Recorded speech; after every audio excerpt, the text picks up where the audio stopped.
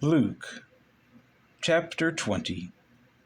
Now it happened on one of those days, as he taught the people in the temple and preached the gospel, that the chief priests and the scribes, together with the elders, confronted him and spoke to him, saying, "Tell us, by what authority are you doing these things?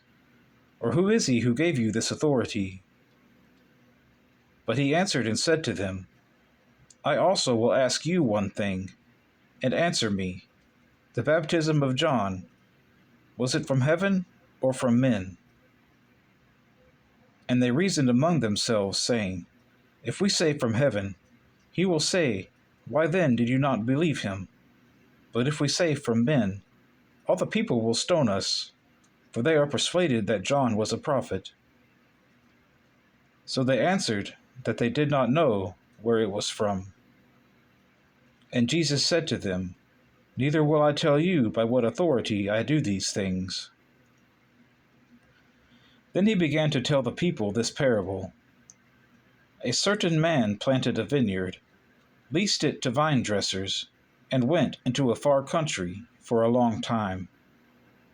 Now at vintage time he sent a servant to the vine dressers, that they might give him some of the fruit of the vineyard. But the vine dressers beat him, and sent him away empty-handed. Again he sent another servant, and they beat him also, treated him shamefully, and sent him away empty-handed.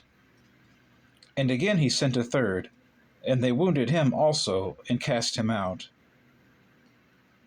Then the owner of the vineyard said, "What shall I do? I will send my beloved son. Probably they will respect him when they see him." But when the vine dressers saw him, they reasoned among themselves, saying, "This is the heir. Come, let us kill him, that the inheritance may be ours." So they cast him out of the vineyard and killed him. Therefore, what will the owner of the vineyard do to them?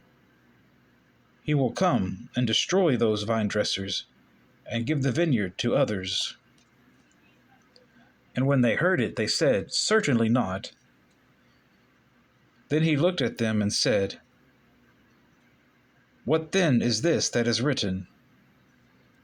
The stone which the builders rejected has become the chief cornerstone. Whoever falls on that stone will be broken, but on whomever it falls, it will grind him to powder."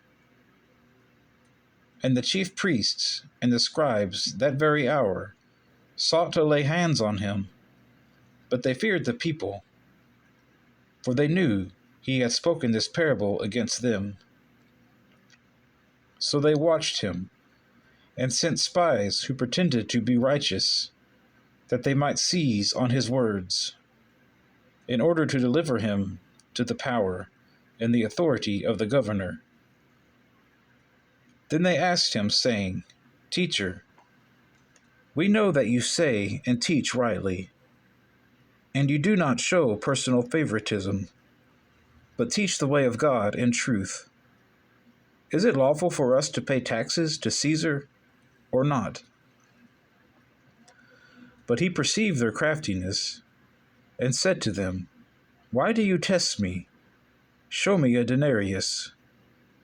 Whose image and inscription does it have?" They answered and said, "Caesar's." And he said to them, "Render therefore to Caesar the things that are Caesar's, and to God the things that are God's." But they could not catch him in his words in the presence of the people. And they marveled at his answer, and kept silent. Then some of the Sadducees, who deny that there is a resurrection, came to him and asked him, saying, "Teacher, Moses wrote to us that if a man's brother dies, having a wife, and he dies without children, his brother should take his wife and raise up offspring for his brother. Now there were 7 brothers, and the first took a wife, and died without children. And the second took her as wife, and he died childless. Then the third took her, and in like manner the 7 also, and they left no children, and died. Last of all the woman died also. Therefore in the resurrection, whose wife does she become? For all 7 had her as wife. Jesus answered and said to them, The sons of this age marry and are given in marriage. But those who are counted worthy to attain that age, and the resurrection from the dead, neither marry nor are given in marriage, nor can they die any more, for they are equal to the angels and are sons of God, being sons of the resurrection. But even Moses showed in the burning bush passage that the dead are raised, when he called the Lord the God of Abraham, the God of Isaac, and the God of Jacob. For he is not the God of the dead, but of the living, for all live to him. Then some of the scribes answered and said, Teacher, you have spoken well. But after that they dared not question him any more. And he said to them, How can they say that the Christ is the son of David? Now David himself said in the book of Psalms, The Lord said to my Lord, Sit at my right hand, till I make your enemies your footstool. Therefore David calls him Lord. How is he then his son?